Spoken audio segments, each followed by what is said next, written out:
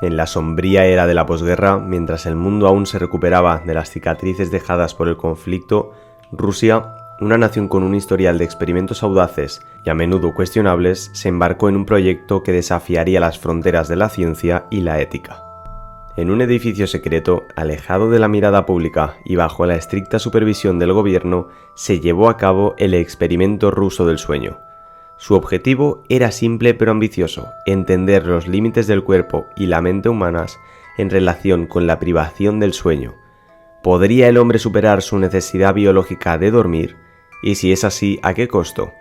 Para este experimento se seleccionaron 5 prisioneros políticos, hombres que ya habían perdido mucho y que estaban dispuestos a arriesgar lo que les quedaba por la promesa de libertad.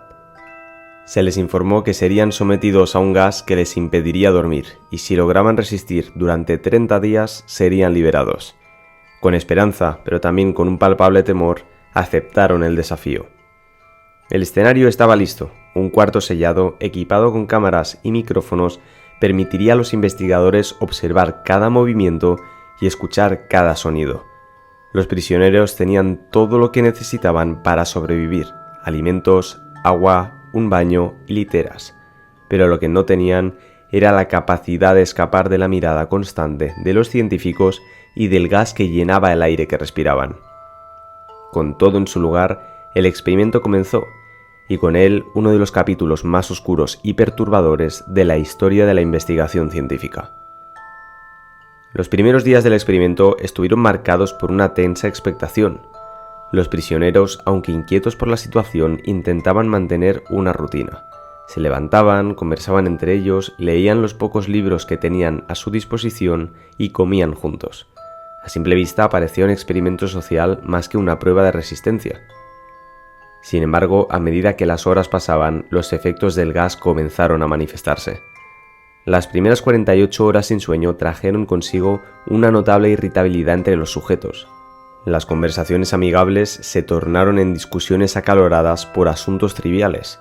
A pesar de esto, aún mantenían cierta cohesión, tratando de apoyarse mutuamente para superar el desafío. Al tercer día, los efectos físicos de la privación del sueño se hicieron evidentes. Sus movimientos se volvieron torpes y lentos, y sus ojos mostraban un enrojecimiento constante. Las ojeras se profundizaron y la palidez de sus rostros reflejaba el agotamiento que sentían. A pesar de estos síntomas, los prisioneros seguían mostrando una determinación férrea, quizás motivados por la promesa de libertad o por el deseo de probarse a sí mismos. Los investigadores observaban con fascinación, tomaban notas meticulosas sobre cada cambio en el comportamiento y el estado físico de los prisioneros. Las grabaciones de audio capturaban cada risa, cada grito, cada susurro. Era evidente que aunque los prisioneros estaban sufriendo, el experimento estaba proporcionando datos valiosos. Sin embargo, a medida que se acercaban al quinto día, el ambiente en la habitación cambió drásticamente. La camaradería inicial dio paso a la paranoia. Los prisioneros comenzaron a desconfiar entre ellos, murmurando sobre posibles traiciones y conspiraciones. Algunos incluso hablaban en voz baja sobre escuchar voces que no provenían de sus compañeros. Estos primeros días sentaron las bases para lo que sería una espiral descendente hacia la locura y el caos. Con el paso de los días, el cuarto que una vez fue un espacio de observación y experimentación se transformó en una cárcel de desesperación y locura. La falta de sueño, combinada con el confinamiento y el constante efecto del gas, llevó a los prisioneros a un estado mental que ni los investigadores más experimentados podrían haber anticipado. Alrededor del 10º día, las alucinaciones se volvieron más intensas y frecuentes. Los prisioneros reportaban ver sombras en las esquinas del cuarto, escuchar susurros ininteligibles y sentir presencias invisibles. Uno de ellos, en un estado de delirio, afirmó que las paredes del cuarto se cerraban sobre él, intentando aplastarlo. Otro hablaba con alguien que solo él podía ver, manteniendo conversaciones profundas y en ocasiones discusiones acaloradas con esta entidad. La comida, que inicialmente era consumida con regularidad, comenzó a acumularse en un rincón del cuarto. Los prisioneros, en su estado alterado, creían que estaba envenenada o que era una trampa de los investigadores. La desnutrición y la deshidratación se sumaron a la ya crítica situación. La paranoia alcanzó niveles extremos. Los prisioneros se volvieron uno contra otros, acusándose mutuamente de ser espías o traidores. Las peleas se volvieron violentas y en más de una ocasión los investigadores temieron que se lastimaran de gravedad. Pero lo más perturbador fue el cambio en su comportamiento hacia el experimento en sí. Al principio su objetivo era resistir y ganar su libertad. Sin embargo, con el tiempo, esa motivación se desvaneció. Algunos prisioneros, en un acto de desesperación, suplicaron a los investigadores que los dejaran dormir, incluso si eso significaba renunciar a su libertad prometida. Otros, en cambio, se aferraron a la idea de que todo era una prueba y que si lo lograban, serían recompensados de alguna manera. El cuarto, que una vez estuvo lleno de conversaciones y actividad, se convirtió en un lugar de silencios interrumpidos por gritos, llantos y risas histéricas. La desesperación había tomado el control y lo que vendría después sería aún más aterrador. Si estás disfrutando este relato, no olvides darle like y suscribirte para más historias escalofriantes en casos misteriosos. Seguimos con el vídeo.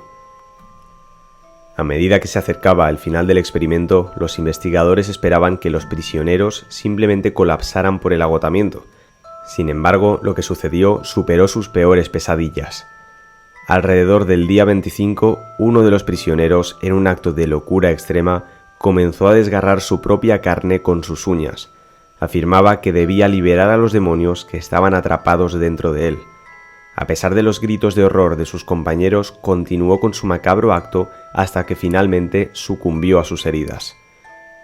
Este trágico evento pareció desencadenar una reacción en cadena entre los demás.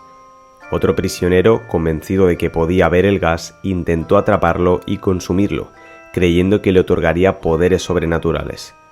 Los otros dos, en un estado de paranoia extrema, se escondieron en un rincón del cuarto, murmurando incoherencias y protegiéndose mutuamente de amenazas imaginarias. El día 28 los investigadores decidieron intervenir. La situación había llegado a un punto crítico y temían por la vida de los prisioneros restantes. Al abrir la puerta fueron recibidos con una escena dantesca. El cuarto estaba en un estado de caos total, con marcas de sangre en las paredes y un olor nauseabundo en el aire. Pero lo más impactante fue la reacción de los prisioneros. En lugar de mostrar alivio o desesperación, parecían enojados. Uno de ellos, con una voz rasposa y temblorosa, gritó: «¡Nos prometieron libertad! ¡Nos prometieron la verdad!». El otro, con una mirada vacía, simplemente se sentó en el suelo, meciéndose de un lado a otro. Los intentos de los médicos por sedar y tratar a los prisioneros fueron en vano. Su resistencia física, potenciada por el gas, los hacía prácticamente inmunes a cualquier medicamento. Uno de ellos, en un último acto de resistencia, logró morder a uno de los médicos antes de ser finalmente sedado. El experimento, que comenzó como una simple prueba de resistencia, terminó en tragedia. De los 5 prisioneros originales, solo uno sobrevivió, aunque su mente quedó irrevocablemente dañada. Tras el desenlace del experimento, el equipo de investigación se sumió en un estado de shock y confusión. Las grabaciones, las notas y las observaciones se convirtieron en piezas de un rompecabezas que nadie quería ensamblar. Pero entre el caos, una serie de documentos y entrevistas con el único sobreviviente revelaron aspectos aún más oscuros y perturbadores del experimento. El prisionero sobreviviente, cuyo nombre nunca fue revelado por cuestiones de privacidad, fue sometido a una serie de entrevistas en un intento de comprender lo que realmente había sucedido en ese cuarto sellado. Al principio sus respuestas eran incoherentes, mezclando recuerdos con alucinaciones. Sin embargo, con el tiempo comenzó a relatar eventos que no se habían registrado en las cámaras. Habló de voces que venían de las paredes, susurros que les contaban secretos oscuros y promesas de poder y conocimiento. Estas voces, según él, no eran producto del gas, sino de algo mucho más antiguo y poderoso, algo que había sido despertado por el experimento. Además reveló que los prisioneros no eran simples sujetos de prueba. Todos ellos compartían un pasado común relacionado con investigaciones ocultas y rituales prohibidos durante la época presoviética. Esta conexión, aunque inicialmente descartada por los investigadores, podría haber jugado un papel crucial en la forma en que reaccionaron al gas y a la privación del sueño. Los documentos recuperados del laboratorio también arrojaron luz sobre el verdadero propósito del experimento. Más allá de la simple privación del sueño, se buscaba acceder a un estado alterado de conciencia, donde la mente humana podría conectarse con otras realidades o dimensiones. El gas era solo un medio para alcanzar ese estado. La revelación fue que el experimento no fue un evento aislado. Otros similares se habían llevado a cabo en diferentes partes de Rusia, con resultados igualmente trágicos y misteriosos. La verdad detrás del experimento ruso del sueño es una mezcla de ciencia, ocultismo y ambición desmedida. Una advertencia de los peligros de jugar con fuerzas que no comprendemos y de los límites que no deberíamos cruzar.